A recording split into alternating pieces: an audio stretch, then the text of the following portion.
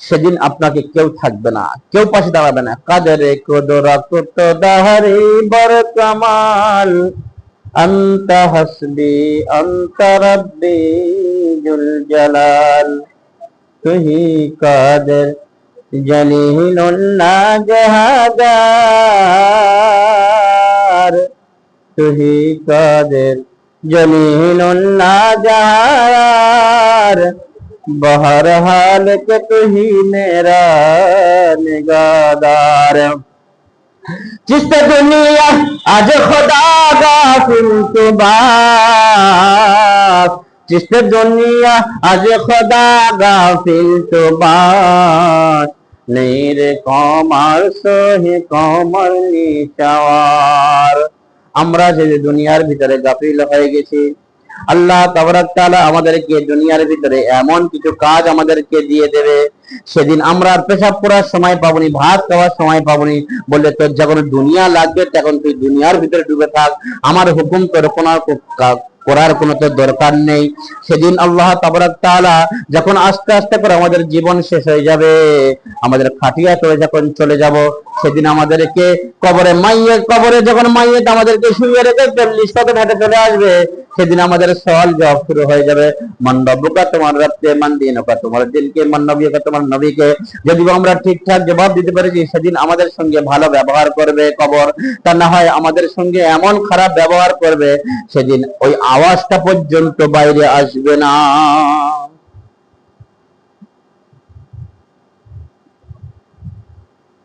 আল্লাহু আকবার, আল্লাহু আকবার।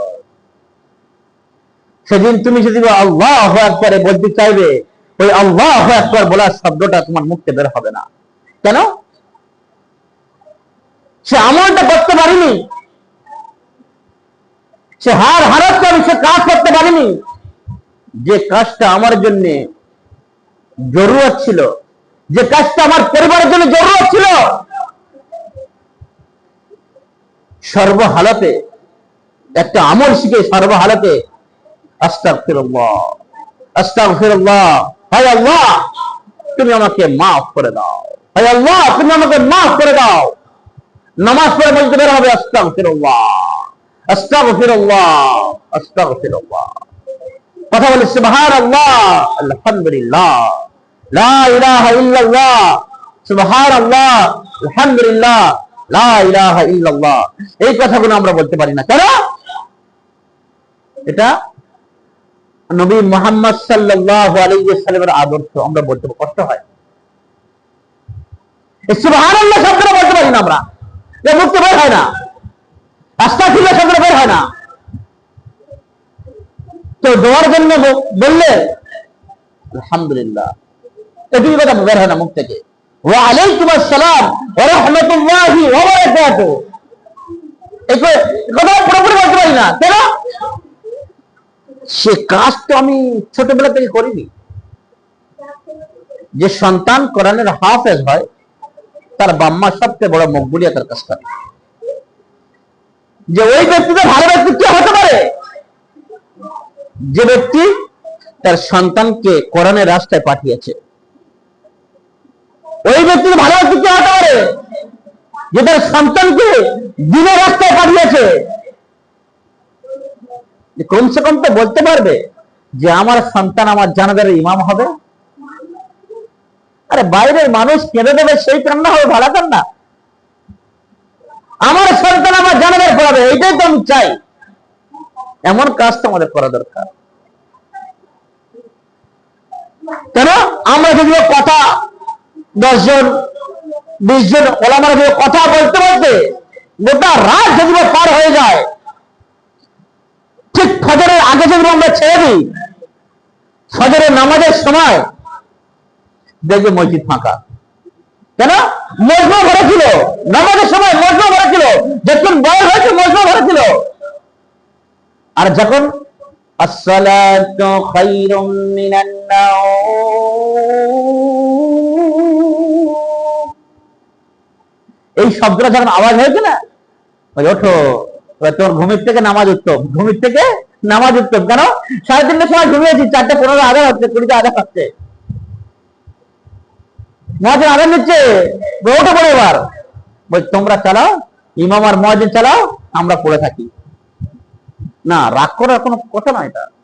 এটাই তো আমাদের শিক্ষা দরকার, আমাদের শিক্ষা দরকার। এটা আমরা যদি না শিখি, আমরা কি নিয়ে কবরে যাব?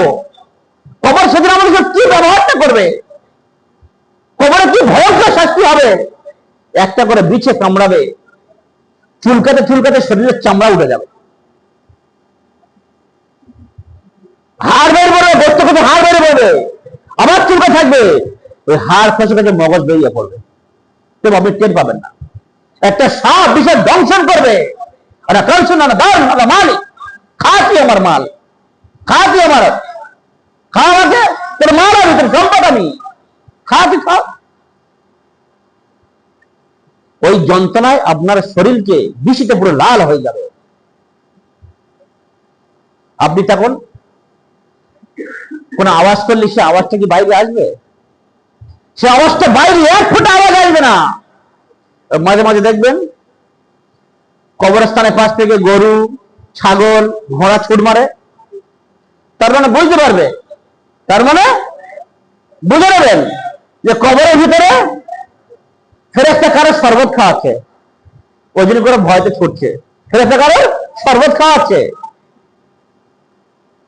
আবু জাহেল কবরে যত পানি দেয়, যত মেরামত করে, কোন ঘাস পর্যন্ত ফোটে না, ও এত বিষাক্ত, এত বিষাক্ত। কেন? নবী মুহাম্মদ রাসূলুল্লাহ সাল্লাল্লাহু আলাইহি ওয়াসাল্লাম কম জ্বালা জ্বালাই দিল, কম জ্বালান জ্বালায়নি। ড্রাইভার বলে যে এখানে এত পানি দিই, এত পানি দিই, এত মেরামত করি, পাশে সাহাবীদের কবর দরদর করে খেজুর গাছ বেড়ে উঠছে, খেজুর হচ্ছে, মানুষ হাজি সাহেবরা ফেরে ফেরে খাচ্ছে, শয়তানের কবরে এত মেরামত করি, হ্যাঁ, কোনো ঘাস পর্যন্ত হয় না। তাহলে এবার ভাবতে হবে যে কি বিষাক্ত ছিল। তাই নবী মুহাম্মদ রাসূলুল্লাহ সাল্লাল্লাহু আলাইহি ওয়াসাল্লাম আদর্শ যে না মানবে, আল্লাহ তাআলার হুকুম যে না মানবে, মন্ত্রটা মেনে নেবে, তা মনে ভাববে যে আমাদের কবরটা ওই রকম হবে, যত মেরামত করি না কেন, যত পয়সা লাগাই না কেন, যত আমরা ফুলের গাছ লাগাই না কেন, সব চুয়ে যাবে, সব চুয়ে শেষ হয়ে যাবে। এই দুনিয়া করার জন্য নয়, এই দুনিয়া স্বার্থপর, দুনিয়া স্বার্থপর। একদিন দুনিয়াকে তালাক দিয়ে চলে যেতে হবে, একদিন এই দুনিয়া ছেড়ে আমাদেরকে চলে যেতে হবে। তাই আফসোস, সেদিন আফসোস করবে, আজকে সামনে এত কান্না কাঁদবে, আরে আমার সন্তানটা এত তাড়াতাড়ি চলে গেল, আরে আমার সন্তানটা এত তাড়াতাড়ি চলে গেল। আর তোমার সন্তানের সময় হয়ে গেছে, তোমার সন্তানের সময় হয়ে গেছে, তোমার সন্তানের সময় হয়ে গেছে, আর সময় নেই।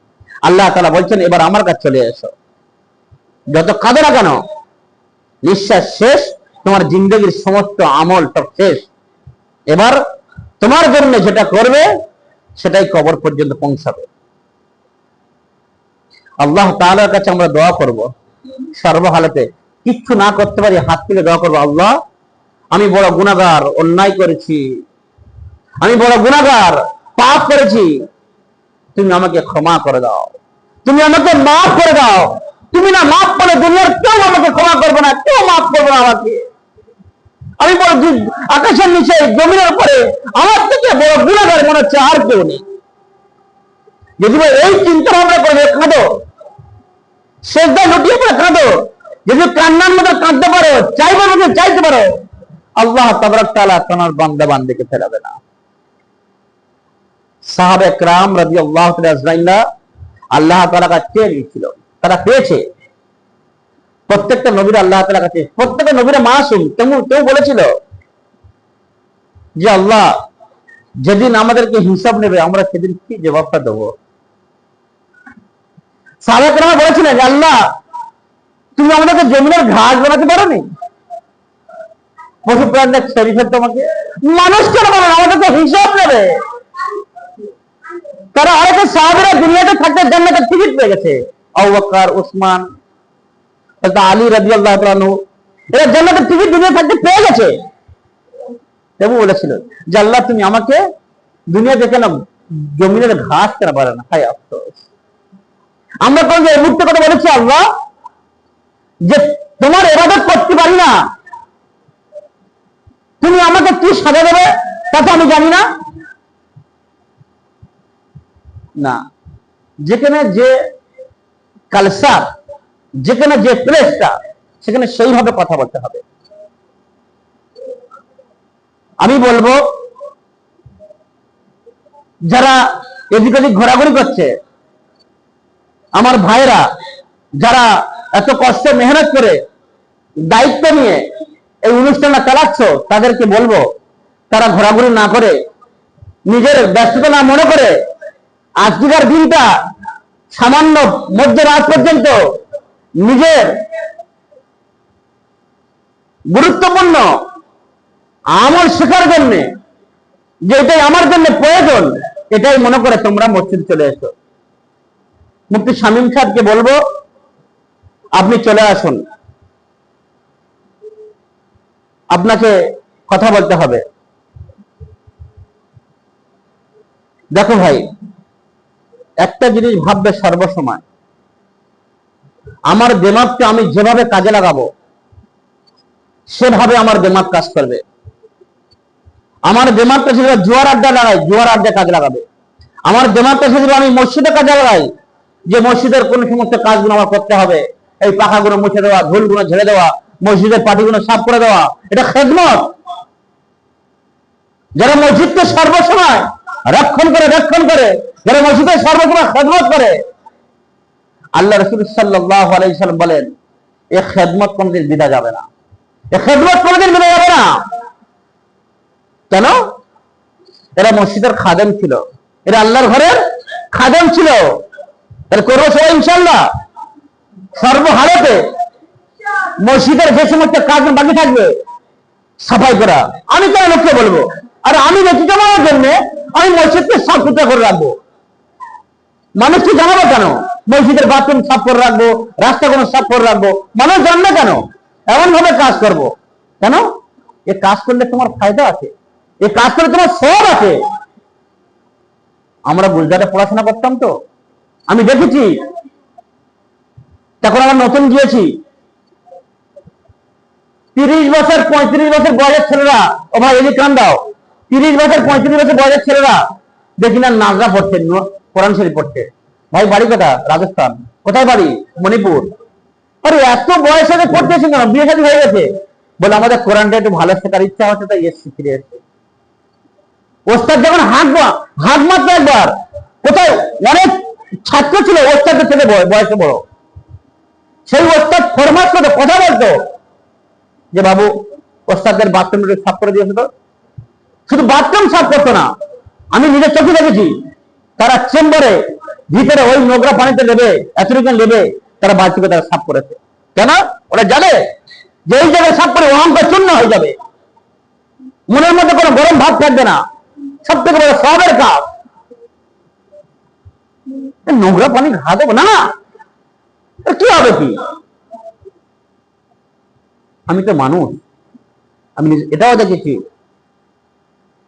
যে একদিকে ওস্তাদ ছাত্রকে ক্লাস করাতে বলছে, বাবা তোমরা যদি বড় হয়ে মানুষের মতন মানুষ বনতে চাও, তাহলে তোমরা দিমাগটা কাজে লাগাও। এই দেখেন, একটা জিনিস ভাববে, স্কুলে বাচ্চারা পড়ে, মাদ্রাসায় বাচ্চারা পড়ে না? তাহলে মাদ্রাসায় যে সমস্ত ছোট ছোট বাচ্চারা পড়ে, তারা দেখবে ফজরের সময় উঠে অনেকে তাহাজ্জুদে নামাজ পড়ে, অনেকে উযু বানায়। কিন্তু ওই বাচ্চা, 10 বছরের বাচ্চা, সে মায়ের কোলের কাছে থাকার কথা নয়, মায়ের কোলের কাছে থাকার কথা, বাবার আদর পাওয়ার কথা। সেই বাচ্চা মসজিদে থেকে উযু বানিয়ে ফজরের সময় নামাজ পড়েছে, কোরআন তেলাওয়াত করছে। আর স্কুলের বাচ্চা যদিও স্যার মেরেছে, তুমি আমাদের রাস্তা যেও, তুমি আমাদের রাস্তাতে যেও, আগে একেবারে মাথায় মারবো, বলবে না? এমন ছেলেরা অনেক জায়গায় মেরেছে, অনেক জায়গায় সালাই তো মেরে ফেলবো আজকে, এমন কথা বলে। তাহলে এটা ভাবতে হবে, একদিকে সন্তান আদর্শমান তৈরি হচ্ছে, এটাও ছাত্র ওটাও ছাত্র, এটাও ছাত্র ওটাও ছাত্র। তাহলে একদিকে সন্তান আদর্শমান তৈরি হচ্ছে, মানুষ তৈরি হচ্ছে, আর একদিকে সন্তান কি হচ্ছে? পশু তৈরি হচ্ছে। হুজুর আপনাকে বলবো মুফতি সাহেবকে নিয়ে চলে আসুন,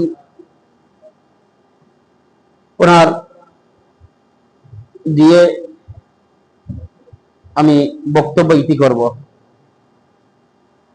তাহলে তাহলে আমাদের সন্তান যদি থাকে, আমাদের কাজ থাকবে যে আল্লাহ যে সন্তানটা আমাকে দিয়েছে যেন একে আমি কোরআনের হাফেজ বানাতে পারি। ইচ্ছা লাগে না? ছোট ছোট মাসুম বাচ্চারা কোরআনের হাফেজ হয়ে যায়, মাথায় পাগড়ি পরায়, বিভিন্ন দেশ থেকে প্রাইজ নিয়ে আসে, বিভিন্ন দেশ থেকে বিশ্বজয়ী হয়ে আসছে। কেন? সন্তানটা এমন হওয়া দরকার যে সন্তানের দ্বারাই আমার উপকার হবে, যে সন্তানের দ্বারাই আমার ফায়দা হবে, যে সন্তানের দ্বারাই আমাকে পরকালের চিন্তার বোঝার জ্ঞান অর্জন হবে, যে সন্তানের দ্বারাই 5টা মানুষের উপকার হবে। যে আমার পেছনে, আমার সন্তানের পিছনে দেখবা 10টা মানুষ নামাজ পড়ে, কিন্তু আমার সন্তানকে তো তারিফ করবে না যতটা আমাকে তারিফ করবে, যতটা আমাকে তারিফ করবে। কার ছেলে? আবু বকরের ছেলে। কার ছেলে? ওসমানের ছেলে। কার ছেলে? আব্দুর রহমানের ছেলে। কি হয়েছে? মসজিদে ইমাম হয়েছে, খতিব হয়েছে, নামাজ পড়াচ্ছে। কেন? ও কেন বলবে যে ওই এলাকার ভিতরে কোন হাফেজ মাওলা কি ছিল না? ও একাই হয়েছে। সুবহানাল্লাহ, ও একাই হয়েছে। আল্লাহ তাকে বানিয়েছে। খুশিতে মন ভরে যাবে, খুশি থেকে মন ভরে যাবে। কেন এতগুলো এই যে প্লেসটা, এই কথাগুলো বলার কারণটা হলো, কেন আমাদের ভিতরে জাররাত থেকে জাররা পরিমাণ এখন পর্যন্ত দিন ঢোকে নেই। ওমা ইয়ামাল মিসকাল যারাতিন খায়রান ইয়ারা ওমা ইয়ামাল মিসকাল যারাতিন শাররান ইয়ারা। সামান্য পরিমাণ আমাদের ভিতরে দিন ঢোকে নেই। এই জাররা পরিমাণ দিন নিয়ে কেউ যে কবরের মধ্যে যায়, কবরটা তোমার জন্য ভালো ব্যবহার করবে। আর জাররা পরিমাণ গুনাহ যে কবরে তুমি যাও, ব্যাস কবরের দুই দিকের মাটির এমন চাপ আপনাকে দেবে না, নাড়ি ভুঁড়ি চেপে পিছনে আসলে সব বড় বেরোবে। পিছনে আসতে থেকে খিচকিচ হয়ে বেরোবে, পিপাসা যায় ছটফট করবে, ওই তুলে আবার আপনাকে খাওয়ানো হবে। খা, দুনিয়াতে কাজ করেছিলি না, যে কাজ করেছিল কর্মের ফল এটা। এই দুনিয়া কিচ্ছু না ভাই, দুনিয়া কিচ্ছু না। এই দুনিয়ায় যারা যেমন কাজ করবে তারা তেমন ফল পাবে। আমার কথা কি এখন যা শুনেছেন, কিছু কথা কি আপনাদের কি বুঝে আসছে? সামান্য কথা বুঝে আসে না? তাহলে সমস্ত কথার শেষ মূল হলো কি কথা? যে আমাদেরকে দিনের উপরে খুঁটির মতন আমাদেরকে টিকিয়ে রাখতে হবে। আচ্ছা, একটা জিনিস ভাববে, ভিড় যদি মজবুত না হয় ওপরে ছাদ টিকবে? তাহলে আমাদের ভিড় কারা? আমাদের গার্জিয়ানরা। আমি যে বাঁশের ওপর ছাদ তুলি, ছাদ টিকবে? ভেঙে পড়বে না কারণে? বাঁশ বাঁচে যাবে? তাহলে আমাদের ভিড় যদি খারাপ হয়ে যায়, মনে ভাববেন পুরো আমাদের ঘর পুরো খারাপ হয়ে গেছে। আর ভিড় যদি মজবুত হয়, ওই ভিড়টা তোমার জন্য কি হবে? মকবুলিয়ত হবে।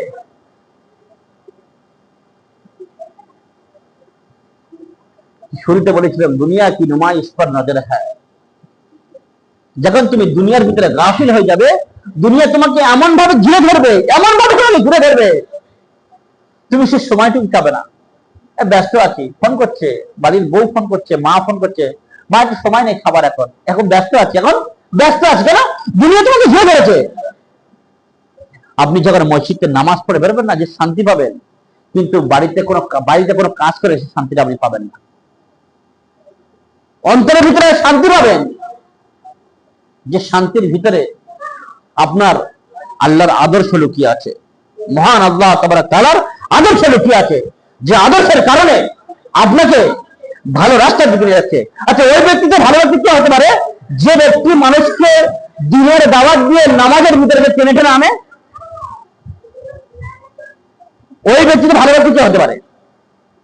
যে ব্যক্তি দিনের দাওয়াত দিয়ে মানুষকে মসজিদের দিকে টেনে টেনে আনে, ওই ব্যক্তি থেকে ভালো ব্যক্তি কে হতে পারে?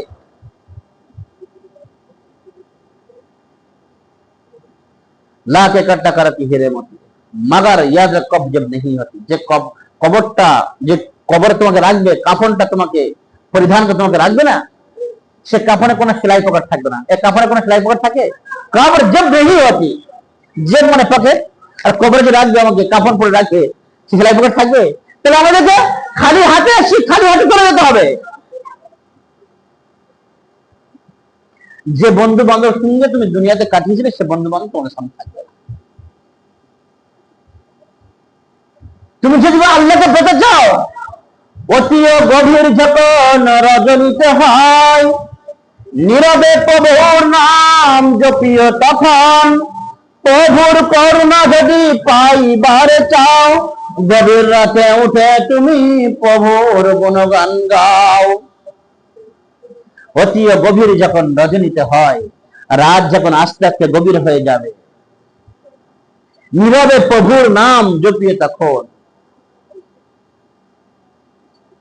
প্রভুর করুণা যদি পাইবারে চাও সবাই নীরব হয়ে গেছে সবাই ঠান্ডা হয়ে গেছে তুমি প্রভুকে যখন তুমি পেতে চাইবে প্রভুর করুণা যদি পাইবারে চাও তাহলে গভীর রাতে উঠে তুমি প্রভুর গুণগান গাও কথা বুঝতে পারছো গভীর রাতে উঠে তুমি প্রভুর গুণগান গাও তাহলে অতি গভীর যখন রজনীতে হয়